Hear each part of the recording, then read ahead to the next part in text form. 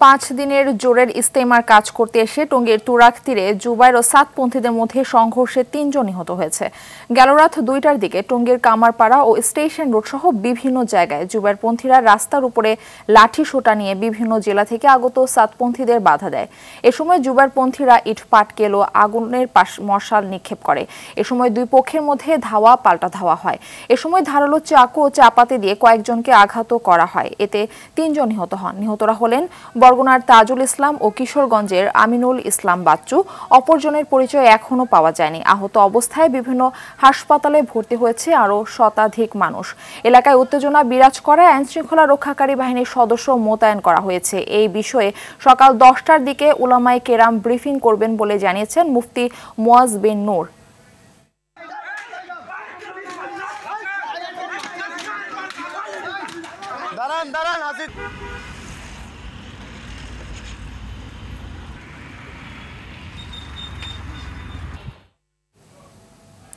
এই বিষয়ে আরো জানাতে টঙ্গীর তুরাগ তীর থেকে আমাদের সঙ্গে সরাসরি যুক্ত হচ্ছেন সহকর্মী তরিকুল ইসলাম তারেক।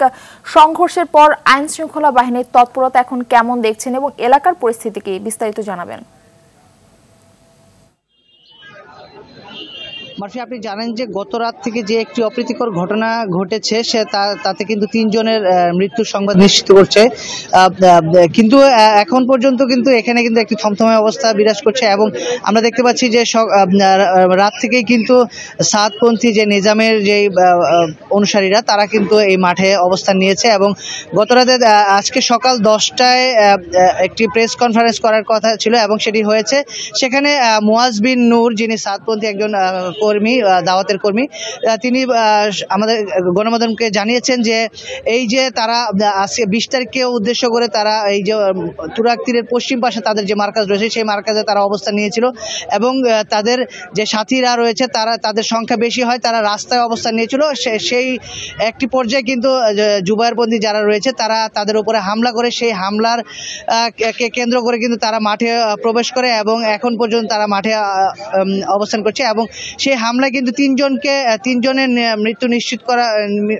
মৃত্যুর সংবাদ নিশ্চিত করা হয়েছে এবং তাদের 2 জনের পরিচয় নিশ্চিত করা গেল, একজনের পরিচয় এখনো নিশ্চিত করা যায়নি। এছাড়াও কিন্তু আইনশৃঙ্খলা বাহিনী কিন্তু খুব সোচ্চার ভূমিকা রয়েছে এবং আমরা সকাল থেকে দেখতে পেয়েছি সেনাবাহিনী, র্যাব, পুলিশ এবং বিজিবির সদস্যরা কিন্তু পুরো মাঠটিকে ঘিরে রেখেছে।